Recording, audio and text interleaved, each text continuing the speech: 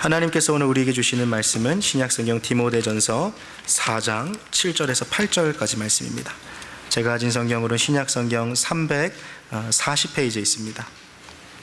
신약성경 340페이지 디모데전서 4장 7절에서 8절까지 말씀입니다. 신약성경 340페이지 디모데전서 4장 7절로 8절까지 말씀입니다. 다 찾으신 줄로 믿고요. 우리 두 구절 말씀 한 목소리로 같이 합독하시겠습니다. 망령되고 허탄한 신화를 버리고 오직 경건에 이르기를 연습하라. 육체의 연습은 약간의 유익이 있으나 경건은 범사에 유익하니 금생과 내생의 약속이 있느니라. 아멘. 주 여호와 하나님, 우리는 주님이 능력의 주님이심을 믿습니다. 주님께서 말씀으로 우리를 회복하시고 우리를 치료하시니 하나님 이 시간 수술대에 우리의 영혼을 올려놓고 우리의 영혼에 의사하신 주님께서 집도하실 것을 우리가 기대합니다. 하나님, 우리의 죄악을 주님께서 도말하시고 다시 한번 우리가 영으로 소생케 되어지는 이 시간 되게 하여 주시옵소서. 감사드리며 주 예수 그리스도의 이름으로 기도합니다. 아멘.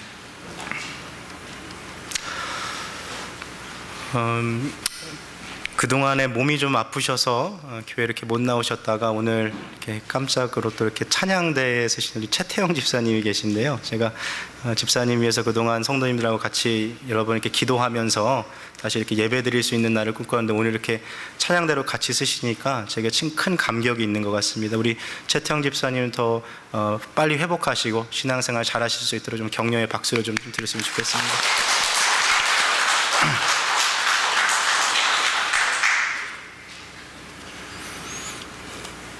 환자복보다 이 가운이 더 잘 어울리시는 것 같아요. 네. 그래요. 자, 오늘부터 저와 함께 경건이라는 주제에 대해서 한 10주 동안 주일 예배 때 함께 얘기를 나눠보려는데요. 좀 딱딱한 주제처럼 들립니다만 성경에서 사실 이보다 더 중요한 주제가 있을까 싶을 정도로 많이 강조를 하고 있습니다. 이 10주의 기간 동안에 그래, 이번 기회를 통해서 한번 참 경건한 삶을 살아보고 싶다, 내 인생에 좀 새로운 도전을 해보고 싶다는 분들을 위해서 책을 한 2가지 정도 이렇게 추천을 해드리고 싶은데요. 미국의 작가이자 목사님이신 제리 브리치스라는 목사님이 있어요. 톰과 제리 할 때 제리고요, 다리를 영어할 때 브리치에서 제리 브리치스라는 목사님인데요. 그분이 쓰신 번역책입니다. 경건에 이르는 연습. 영어가 편하신 분은 The Practice of Godliness, 그 책이거든요. 꼭 한번 읽어보시기를 추천드려요. 경건에 대해서 아주 고전과 같은 책인데, 제리 브리지스 목사님이 쓰신 경건에 이르는 연습이라는 책을 추천해드리고요. 또 이 책이 조금 두껍다 싶으신 분들, 이게 좀 목사님 저는 좀 바쁩니다, 시간이 없어서 책을 읽기가 좀 어렵습니다 하시는 분들은 한국의 열린교회를 심호하시는 우리 김남준 목사님이 쓰신 경건이라는 책이 있어요. 그 하루치를 그냥 한 페이지, 되게 짧게 되어 있거든요. 그래서 하루 한 5분도 안 돼요, 읽는데. 한 2페이지 정도만 읽으시면 될 텐데요. 그 책을 좀 추천해드리고 싶어요. 그래서 경건, 부제목이 거룩한 삶을 위한 능력이라는 책인데요. 그 두 책을 보시면 10주 동안에 경건에 대해서 좀 더 깊이 묵상할 수 있을 것 같고요. 무엇보다 우리 신앙생활에 많은 좀 도움이 될 것으로 제가 생각이 됩니다. 오늘은 그 첫 시간으로요, 경건은 무엇인고 또 왜 중요한가라는 제목으로 오늘 좀 함께 말씀을 같이 좀 이야기해 보려고 합니다. 우리가 사람을 만나고 그 사람과 함께 이렇게 교제를 하다 보면 처음에 그 사람이 주었던 인상과 그가 갖고 있는 것들이 많이 다르다는 것을 느끼게 됩니다. 왜 이러한 현상이 일어나면, 우리가 처음 사람을 만나면 그 사람의 뭐부터 봅니까? 그 사람이 갖고 있던 어떤 소유물들을 우리가 많이 보기 마련이에요. 사람들은 이 사람이 어떤 사람인가를 평가할 때 보는 요소들이 있다는 거죠. 많은 사람들은 상대방이 입고 있는 옷을 보고 그 사람을 판단하기도 합니다. 저 사람이 지금 말끔하게 옷을 입고 있는지, 혹은 참 센스 있게 옷을 매칭을 잘 했는지, 아니면 최신 유행 트렌드에 따라 옷을 입고 있는지, 아니면 정말 고급 명품 브랜드에서 옷을 입고 있는지, 이런 것을 보고서 그 사람을 좀 판단을 많이 하는 것 같아요. 근데 우리 이민자들은 뭐 사실 그런 여유가 많이 없습니다만, 우리 한국 사람들만큼 사실 옷 잘 입는 사람도 없잖아요. 한국이 서울 같은데 교회 가 보면 정말 주사님들 옷 너무 잘 입으시더라고요. 근데 그런 거 보고서 서로 판단하는 경향들이 너무 많은 거죠. 이 사람이 사회적 수준이 이 정도 되겠구나, 이 사람이 이 정도의 수준의 사람이구나 하는 것을 옷을 보고 판단하는 거예요. 또 뭘 보고 사람을 판단합니까? 그가 타고 다니는 자동차를 보고 그 사람을 판단하고, 또 그가 살고 있는 집을 보고 그를 판단합니다. 근데 한 가지 사실은요, 이러한 것들이 처음에는 참 중요한 것처럼 보이지만 사실 사람을 피상적인 단계를 넘어서 그 사람을 더 깊게 교제하기 시작하다 보면 이러한 것들이 부수적이라는 것을 우리가 깨닫게 돼요. 무슨 말이냐면, 사람을 사귈 때 우리가요, 이 사람이랑 있으면 참 좋다라는 그 기준이 그가 가지고 있는 소유물 때문에 그런 것이 아니라 그가 갖고 있는 아주 독특한 성숙한 인품과 성품에서 나오는 그의 어떠한 그 아우라를 통해서 우리가 그 사람이 좋고 나쁨이 따져진다는 거죠. 우리가 함께 친하게 지내고 있는 친구들을 한번 생각해 보시겠습니까? 내 친구가 막 부자라서, 가진 것이 많아서 내 친구가 된 것이 아니죠. 함께 있으면 정말 마음을 터놓고 내 치부까지도 드러내고 이야기할 수 있을 만큼의 그런 가까운 어떠한 그 성품과 인품이 공유가 되기 때문에 내 친구가 사실 된 거죠. 우리는 사람을 볼 때요, 사실 이런 피상적인 단계 때 보는 것들이 있고요, 더 깊게 들어가서 그 사람에 대해서 보는 요소들은 사실 다른 것에 있다는 것이죠. 자, 사람인 우리들도요, 다른 누군가를 볼 때 어떤 이런 기준과 잣대들이 있기 마련이라는 것이죠. 자, 그렇다면 하나님은 우리를 보실 때, 하나님은 사람을 보실 때 과연 어떤 것을 보실까요? 하나님이 그 사람이 옷을 얼마나 잘 입는지, 아니면 그 사람이 얼마나 돈을 많이 버는지, 우리 하나님 그런 거 별로 중요하신 분이 아니시죠. 천지를 창조하신 우리 하나님께서요, 돈이 많고 적음이 뭐가 중요하겠습니까? 지혜의 근본이신 우리 하나님께서요, 그 사람이 명문대 나왔던지 아니면 이름도 잘 생소한 대학을 나왔던지, 우리 주님 앞에서 그런 거는 아무런 의미가 없는 것이죠. 주님 앞에서 그런 것은 어떠한 매력조차 되지 않는다는 거예요. 그렇다면 우리 하나님은요, 사람을 보실 때 뭘 보실까요? 시편에서 다윗이 이렇게 얘기합니다. 시편 4편 3절에서 여호와께서 자기를 위하여 경건한 자를 택하신 줄을 너희가 알지어다. 하나님께서 경건한 자를 택하시는 줄 너희가 알지어다. 오늘 이 본문을 공동 번역에서는 이렇게 해석했더라고요. 하나님께서는 경건한 자를 각별히 사랑하신다. 하나님께서는 경건한 자를 각별히 사랑하신다. 오늘 이 자리에 앉아 계신 우리 성도님들 중에요, 하나님 앞에 사랑받고 싶지 않은 분이 어디 있겠어요? 하나님의 눈에 좀 들고 싶고, 어떻게 하면 좀 하나님의 마음에 더 사랑받는 자가 될까 하는 그런 마음들이 누구나에게 다 있을 거예요. 근데 성경은 다른 어떤 기준이 아니라 바로 경건한 삶을 살아가는 자가 바로 하나님께서 사랑하시는 자고 하나님께서 선택하시는 자라고 이야기하고 있습니다. 자, 그렇다면 오늘은 도대체 이 경건이라는 것이 무엇인지에 대해서부터 함께 좀 이야기해 보려고 하는데요, 제가 서두에 소개했던 그 제리 브리지스라는 목사님이 경건에 이르는 연습이라는 책에서 경건에 대해서 이렇게 정의했어요. 제가 나눠드린 이 주보 노트에 제가 그대로 그 정의를 실어드렸는데요, 보시고 참고하시면 좋겠습니다. 경건이란 하나님을 향한 세 가지 태도로 구성이 됩니다. 세 가지 어떤 것이 있죠? 첫째는 하나님을 향한 뭡니까? 경외심이 있어야 돼요. Fear of God이 있어야 돼요. 하나님을 얼마나 경외하는가, 그 사람이 하나님을 얼마나 두려워하고 있는가. 자, 둘째는 뭡니까? 하나님을 향한 사랑, Love for God. 하나님을 그 사람이 얼마나 사랑하고 있는가를 통해서 그 경건이 나타나는 거예요. 세 번째는 뭡니까? 하나님을 향한 갈망, Desire for God. 이 세 가지의 태도로 구성되는 그 사람의 마음의 상태가 바로 그의 경건을 이야기한다는 거예요. Fear of God, Love for God, Desire for God.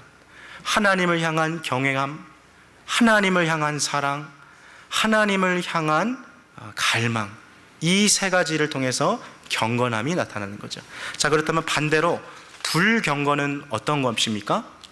No fear of God. 하나님을 경외하는 마음이 없는 것이 불경건이에요. No love for God. 하나님을 사랑하는 마음이 없는 것이 불경건이에요. No desire for God. 하나님을 향한 갈망이 없는 것이 바로 불경건이라는 거예요. 우리가 생각할 때요, 불경건이라는 단어를 떠오르면 많은 우리 성도님들이 좀 이런 모습을 많이 생각하시더라고요. 불경건한 거, 그래, 좀 술도 좀 마시고 담배도 좀 피고 노름도 하고 좀 성적으로 좀 음란하고 그런 사람들이 불경건한 거 아닌가? 라고 우리가 그런 요소들을 생각할 때가 많아요. 물론 좁은 의미로 보면 그런 삶을 사는 사람들을 향해서 우리가 불경건하다고 말합니다.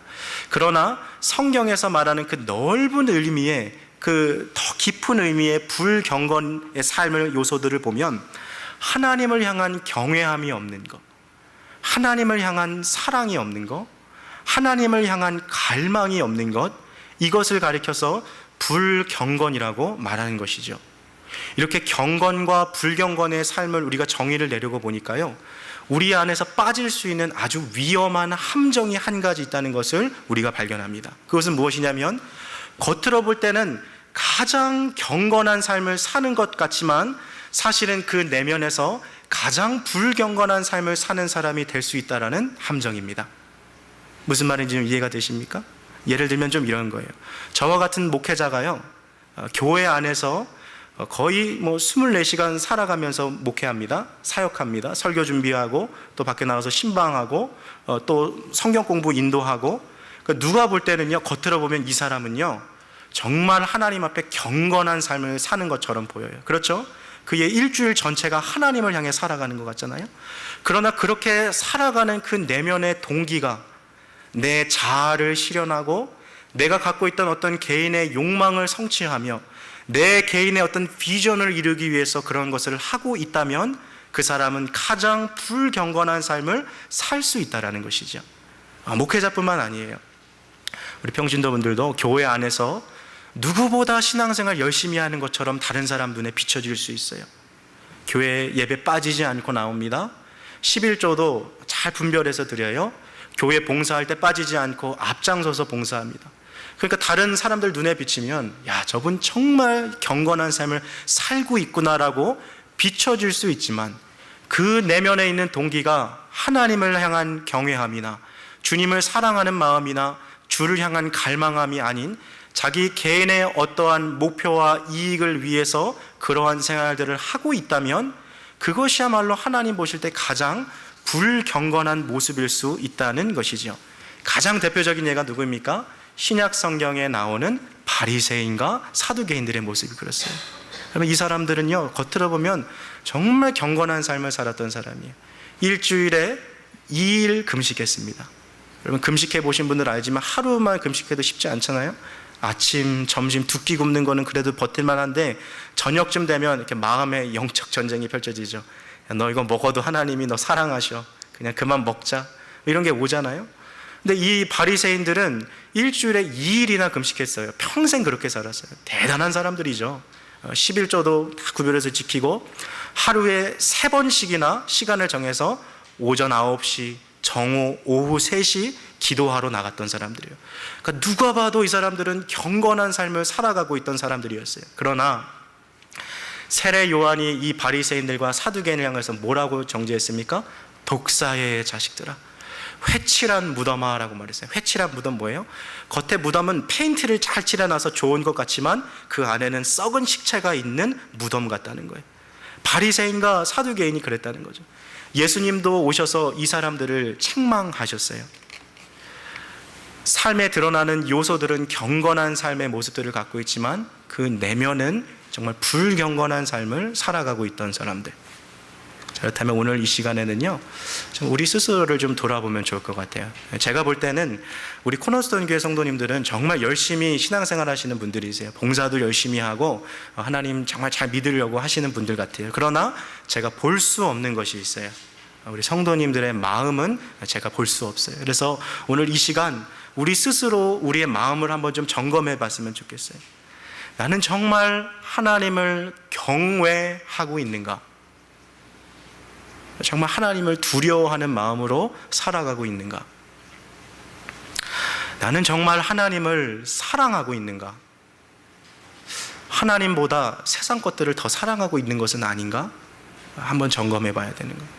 세 번째는요, 하나님을 향한 갈망, desire for God, 그 마음이 내 안에 자리 잡고 있는가를 봐야 하는 거예요. 그냥 지금 신앙생활하는 그냥 이 수준에 만족하는 것이 아니라 하나님을 더 알고 싶어하는 마음, 하나님을 더 잘 섬기고 싶은 마음, 어떻게 하면 내가 믿음의 성장을 더 이뤄서 주님 원하시는 신앙생활을 할 수 있을까 하는 그러한 갈망이 있는 것이 바로 경건함의 특징이라는 거예요. 반대로 이 세 가지가 없으면 우리는 하나님 보실 때 불경건한 삶을 살아가고 있는 사람들이 될 수 있다는 것이죠. 여러분, 하나님을 향한 이 세 가지 자세, 하나님을 향한 경외함, 하나님을 향한 사랑, 하나님을 향한 갈망, 이것을 꼭 기억하십시오. 그러나 우리가 주의해야 할 것이 있어요. 이것은요, 하룻밤 사이에 일어나는 것이 아닙니다. 제가 한국 서점에 이렇게 가보면요, 그 강남에 있는 교보문고나 저기 종로에 있는 영풍문고 이런 데 가보면 한국 사람들이 참 좋아하는 책의 제목들이 있더라고요. 하룻밤 만에 읽는 현대사, 하룻밤 만에 읽는 세계사, 이렇게 한국 사람들은 막 하룻밤 만에 다 막 끝내고 싶어 하잖아요. 빨리 이걸 이루고 싶어. 여러분들, 경건은요 절대 하룻밤 만에 되지 않습니다. 우리 여기 계신 분들 중에 다이어트 해보신 분들 계시죠? 네. 하룻밤 만에 5kg 빠집니까? 하룻밤 만에 10kg 빠져요? 그럼 정말 다른 소원이 없겠죠. 그렇게 될 수 있으면. 살이요, 근데 그렇게 쉽게 안 빠지더라고요. 어떻게 해야 돼요? 의도적으로 규칙적인 생활을 할 때, 그것들이 하루하루 모여갈 때 어느 날 갑자기 교회에서 옆에 있던 성도님이 어머 집사님 살 빠졌네? 하는 그 소리 듣게 되는 거예요. 그렇죠? 하룻밤 만에 되지 않는다는 거예요. 운동하시는 분들도 다 경험하셨을 거예요. 근육이 막 하룻밤 만에 막 붙습니까? 막 벌크업 됩니까? 아니에요. 의도적으로 규칙적으로 짐 같은 데 가서 이렇게 좀 아령도 좀 들고 발도 좀 이렇게 하고 운동해야지 그 근육이 붙는 것이죠. 우리의 육체가 그렇게 반응하듯이 우리의 영혼도요, 하룻밤 만에 성장하는 것이 아니라 매일 하나님 앞에 나아가려는 그런 의도성과 규칙적인 생활을 통해서 훈련했을 때만 이러한 경건의 삶이 가능하다는 것이죠. 오늘 본문 7절 말씀을 한번 보시겠습니까? 망령되고 허탄한 신화를 버리고, 그 다음부터 같이 읽겠습니다. 시작. 오직 경건에 이르기를 연습하라.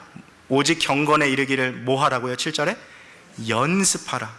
Train yourself. Train yourself to be godly. Train to live a godly life. 경건에 이르기를 연습하라는 거예요. 마치 우리가 짐에 가서 운동하듯이 경건에 이르는 것도요, 매일매일의 삶에 그런 요소가 필요하다라는 것이죠. 자, 그렇다면 왜 이러한 삶을 사는 것이 필요할까요? 왜 경건을 연습하는 것이 중요할까요? 사실 이 짐에 나가는 것도 좀 귀찮잖아요. 막 날씨가 추워지면 가기 싫고, 눈 오면 그냥 오늘은 그냥 빠져야지 하고 싶고, 이렇게 self excuse, 자기 변명이 막 나오잖아요. 경건도 그래요. 오늘 그냥 성경 안 읽었으면 좋겠는데, 오늘 그냥 기도 시간 그냥 안 하면 좋겠는데, 이게 쉽지가 않거든요.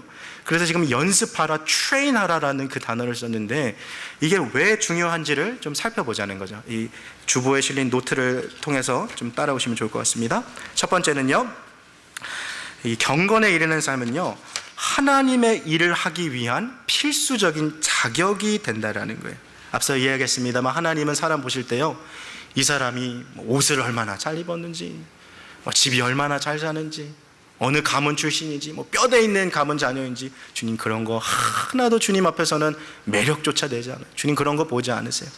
우리 하나님이 찾으시는 분은 어떤 분이세요? 탁월한 경건함을 갖고 있는 사람을 주님 보신다는 거예요. 유례 없이, 예외 없이 하나님이 사용하시고 선택한 사람들의 특징은 뭡니까? 그들의 삶 가운데 탁월한 경건함을 보였던 사람이라는 거예요. 많은 기술을 갖고 있지 않아도 돼요. 많은 지혜를 갖고 있지 않아도 돼요. 탁월한 경건함을 소유하고 있는, 하나님을 향한 경외함, 주님을 향한 사랑, 주님을 향한 갈망함이 탁월했던 사람을 주님께서는 사용하셨던 거예요. 이러한 경건함 없이 아무리 좋은 기술을 갖고 있고 아무리 좋은 지혜를 갖고 있어도 사역이 열매 맺지 못하게 됩니다. 대표적인 예가 이스라엘의 초대왕 사울이죠. 그는 키도 크고요, 힘도 세고요, 전쟁도 잘하는 용맹한 용사였어요. 그러나 경건의 삶에 있어서는 실패했던 사람입니다. 어느 날 엘라 골짜기에 거인 골리앗이 출몰하자 그는 성 안으로 숨어버렸어요. 능력이 나타나지 않는 거죠. 그러나 반대로 경건함에 성공했던 다윗은 어떠합니까? 가난한 집안의 7째 아들로 태어나서 그렇게 배운 것도 얼마 없고 학식도 없고 전쟁의 경험도 없었던 다윗이었지만 하나님을 향한 갈망으로 온 마음이 가득했던 그 다윗이 결국 이스라엘 군사들이 벌벌 떨고 있었던 그 골리앗을 상대하러 나가서 그 엘라 골짜기에 있는 거인을 쓰러뜨리는 모습을 우리가 보게 되죠. 탁월한 경건이야말로 우리 사역의 모든 기초가 되는 거예요. 요즘에 이렇게 건물들이 갈수록 이렇게 높아지지 않습니까? 그러나 그 건물들이 기초공사할 때 보면 높은 건물을 지을수록 기초공사를 정말 틈틈하게 해야 되는 것을 봐요. 기초공사가 제대로 되어 있지 않으면 건물이 이렇게 쓰러질 수밖에 없는 것이죠. 우리가 하나님을 향한 사역들도 그래요. 많은 사역을 감당할 수 있는 것은요, 다 어디서부터 시작됩니까?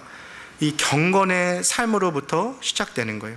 근데 제가 오늘 이 본문 디모데전서 4장 7절 오직 경건에 이르기를 연습하라라는 이 구절을 읽으면 대부분 많은 성도님들이 이렇게 생각해요. 그래, 내가 성경을 한 장이라도 더 봐야겠다. 그래, 내가 한 5분이라도 1분이라도 기도를 더 많이 해야겠어.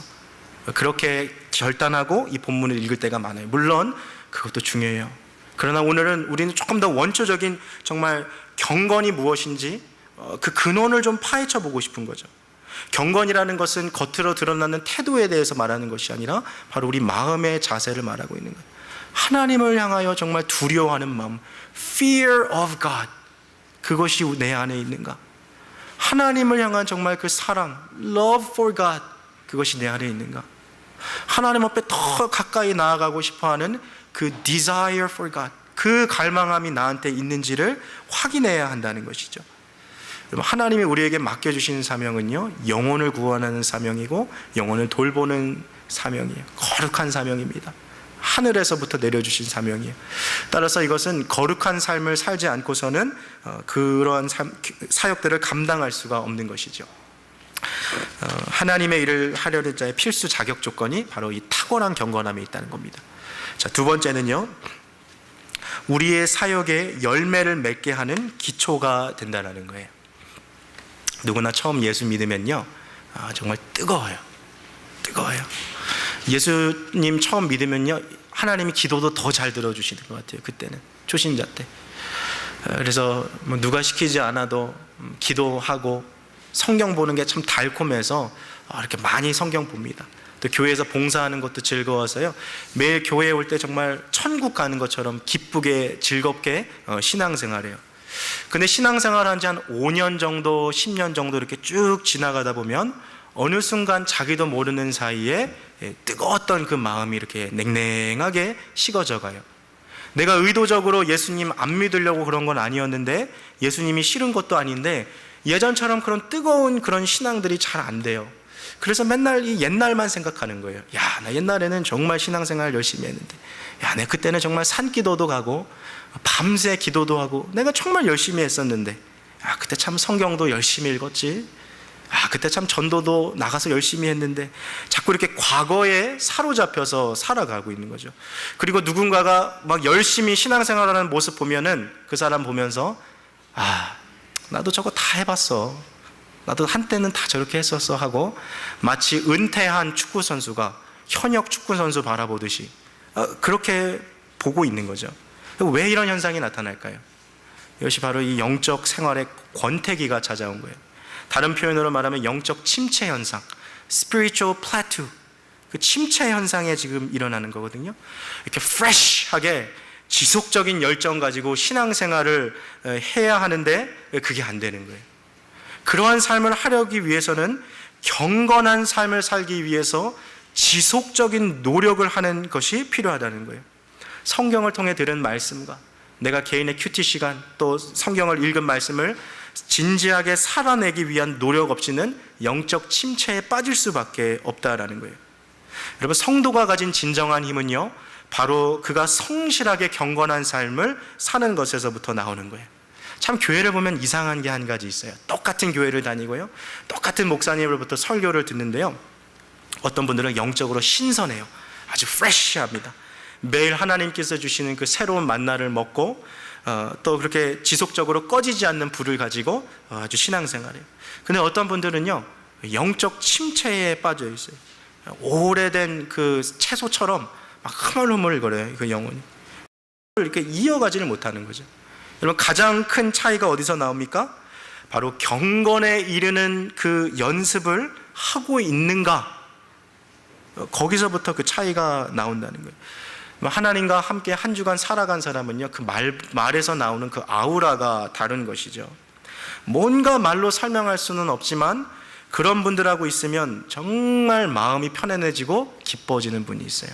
제가 한국에서 사역할 때 저희 교회 집사님 중에 그 MBC 방송센터 가면은 그 지하에 그 푸드 코트가 있거든요.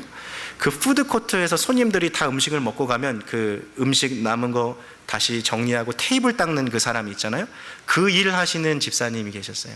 연세가 한 60세 정도 되신 집사님인데, 근데 제가 그분을 신방 가려고 제가 거기를 갔어요. 그래서 가가지고 그분 일 끝나실 때까지 계속 기다리다가 테이블 닦는 것 보다가 이제 그분을 보는데, 참 독특한 게 뭐냐면요, 누가 봐도 참 힘든 일이고 참 남들에게 뭐 사회적으로 이렇게 존경받고 그런 일은 아닙니다만, 이분하고 같이 있으면 누구나 다 이렇게 마음이 편해지는 걸 느껴요.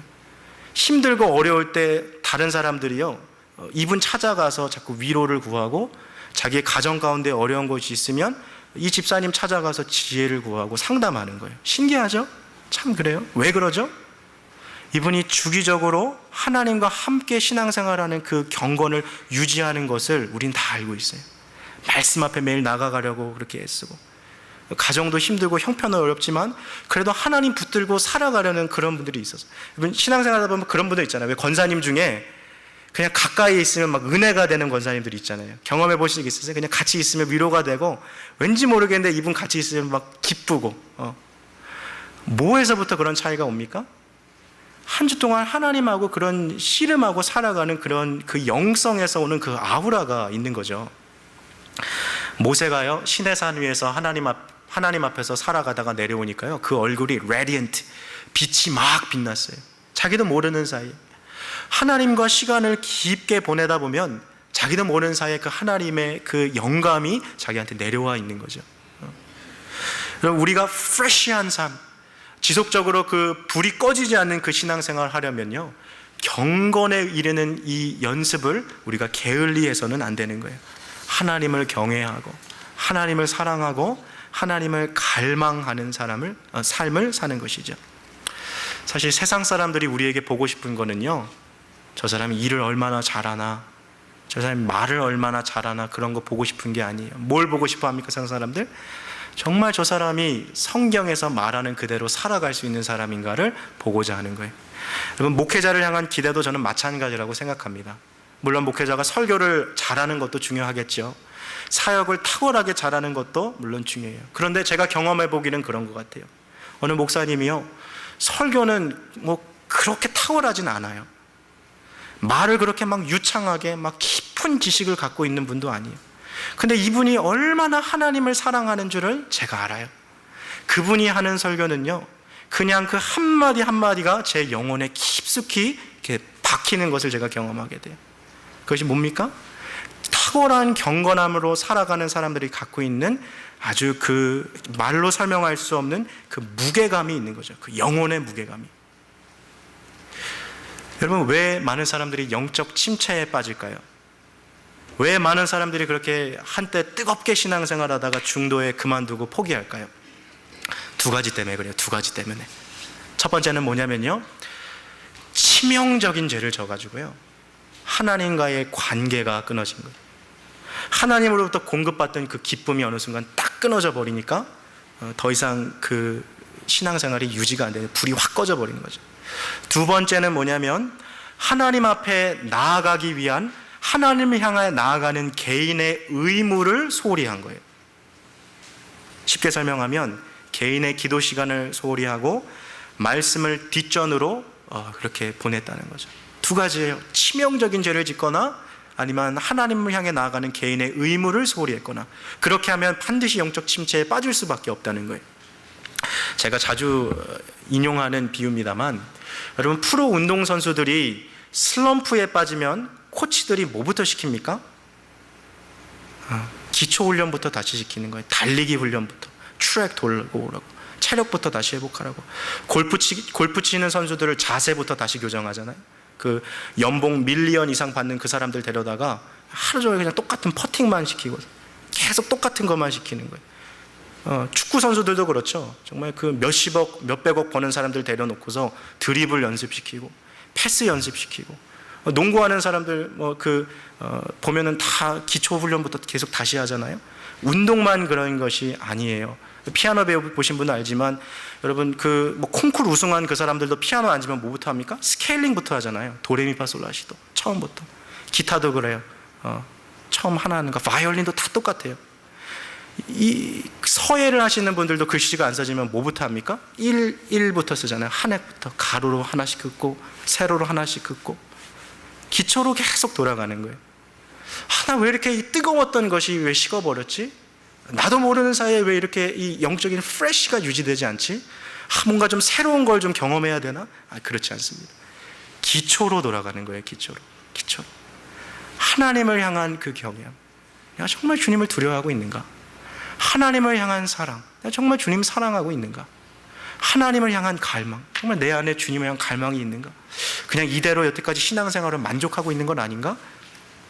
spiritual plateau, 영적 침체에 그냥 거하게 되는 거예요. 그거를 뛰어넘으려면요, 연습해야 돼요. 경건에 이르는 연습을 매일매일 하나님 앞에 나아가야 하는 거예요. 요한계시록에 보면 에베소 교회가 나오죠. 한때 정말 불 붙은 것처럼 타오르는 교회였어요. 영적 은사가 나타나고 많은 그 열매를 맺던.